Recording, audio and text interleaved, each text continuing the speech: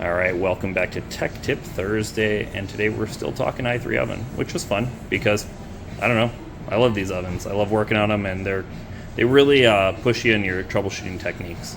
Today we're talking convection. We talked about the heat last time. Today we're talking about the blowy bit.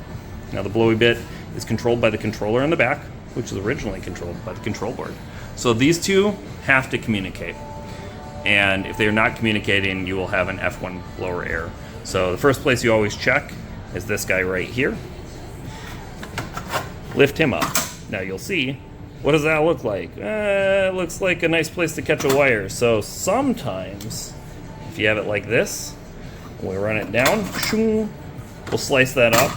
So if you're having blower motor issues, one of the first places to look is right in here, along with fan issues. Fan issues are going to be related to this harness.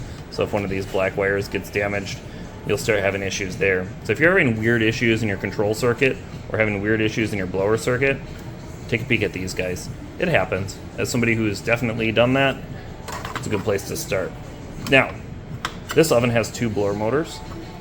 And why does it have two blower motors? Well, it gives us quite a bit of flexibility in how we cook our food.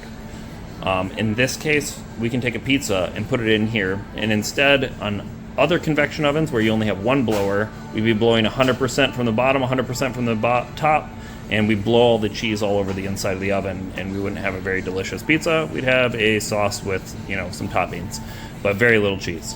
In this case, we can actually take this oven and we can run a higher percentage. So we can run these at, they run in 10% increments. So we can run the bottom at like 70%, crisp up our crust and heat up our crust while running our top fan at a lower percentage, moving that air down to start melting that cheese. And then we can also change that cycle as it's cooking and increase the speed of the fan on top to crisp that cheese. So it's a really cool feature.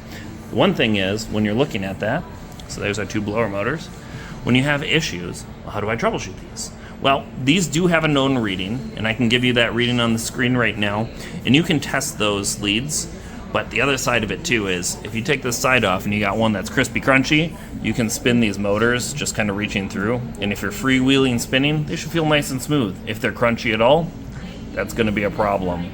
The other side of it too is you'll hear them if they're going bad. I also troubleshoot by opening up my door, and you can cycle your fans on. Take a sheet of paper, put a sheet of paper in here. You can cycle up the bottom, the sheet should go to the top. If you cycle up the top, it should push the paper to the bottom. So that kind of helps with troubleshooting which blower motor is going to be your problem. The other side of that too, if you're trying to troubleshoot, is it a blower motor or is it my controller? Great question. You can actually switch your two blower motors. So if we take this guy and this guy, now if I run this oven, my top blower and my bottom blower will be inverted. Maybe we'll get it over there. I'm just having a hard time getting it to line up. So now what we've done here, my goodness, one good zip tie. Now what we've done is we've taken and swapped our motors, and by swapping our motors, A, it won't cook right, so don't leave it like this ever. B, now we should be able to cycle those motors, and if the problem stays with the motor, then you know it's the motor. If the problem changes and now you've inverted the issue where now the other blower motor is not running, then you know you might be more inclined to have an issue with your controller itself. So hopefully that helps you out with some of the troubleshooting on these. F1 blower errors are pretty uncommon on these, but as the ovens get a little bit older, we're going to start seeing a few more blower errors here and there. Another thing to look for, and it's not a thing that's happened in a long time, especially on the i3s, if these capacitors start to bubble, that'll be a problem. So you see that a lot on the older HHB ovens, but hopefully that helps you out. I don't know how much more we have to really cover on this. I feel like this brings us to an end of discussing i3 ovens. I guess if you have any questions or you want anything talked about, just let me know down in the comments. Shoot me an email and let me know, and we can get that taken care of for you. But I really appreciate everybody watching. I know this was probably a lot of refreshers, but not everybody knows everything, and I'm still learning about stuff too. So hopefully this helps you out. Thanks for watching. See you next time.